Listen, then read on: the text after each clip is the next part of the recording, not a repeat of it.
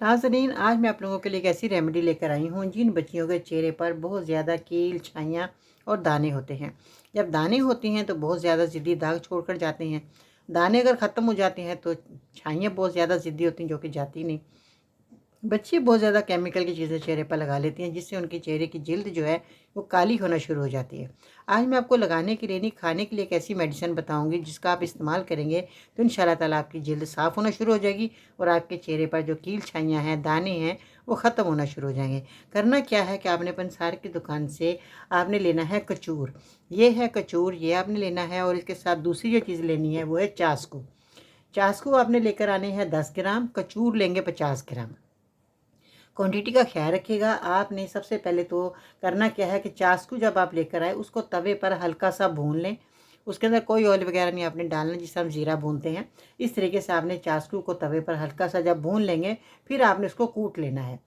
और इसी तरह ही कचूर को भी आपने कूट लेना है। इसका आपने मैदे की तरह पाउडर बना लेना, यानी कि फ़ाइन पाउडर बना लें।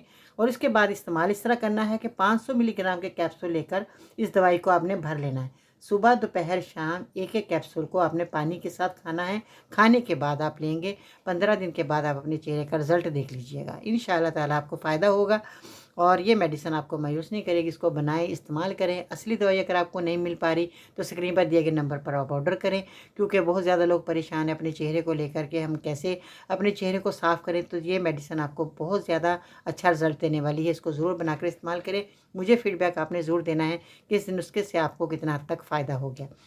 और आपने ये मेरी वीडियो अपने तक नहीं रखनी, दूसरे लोगों को मेरी वीडियो जो है आपने शेयर करनी है।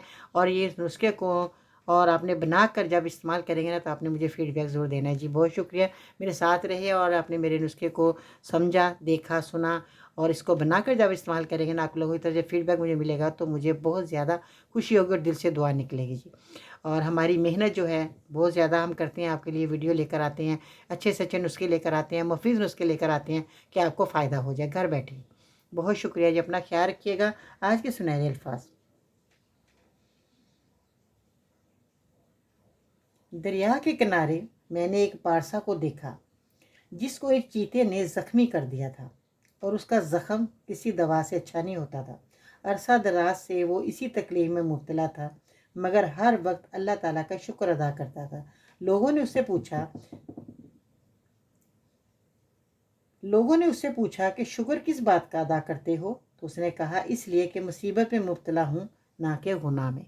तो आप भी अल्लाह ताला का शुक्र अदा किया करें। अल्लाह ताला ने आपको बहुत अच्छी सूरत दी है और बहुत ज़्यादा अल्लाह का शुक्र अदा करा करें जितना हो सके जी।